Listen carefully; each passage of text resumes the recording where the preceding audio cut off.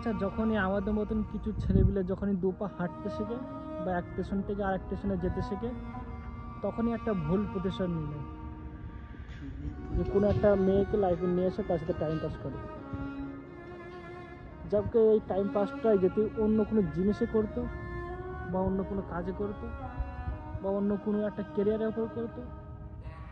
তাহলে একটা লাইফটা সেটেল হয়ে যেত। টাইম যখন পাস করছেই, তাহলে ওই যে ওই টাইম পাসটা একটা কোনো কাজে করি না, তাহলে হয়তো ওখানে 2-5 বছর পরে গিয়ে আছে কি একটা আরামে জিন্দিগি বাবা, বাপ মা খুশি থাকবে, নিজেও খুশি থাকবে,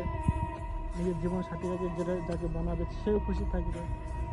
তা নয় তো যেই আমি একটুখানি বুদ্ধি হচ্ছে মাথায়, আর তখনই একটা জীবন সবচেয়ে বড় ভুল করছে কাউকে লাইফে নিয়ে এসে, যাকে জানি যে ও লাইফে থাকবে না,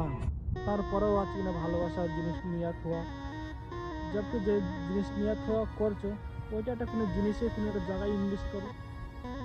যেখান থেকে তুমি 2 পয়সা ভবিষ্যৎ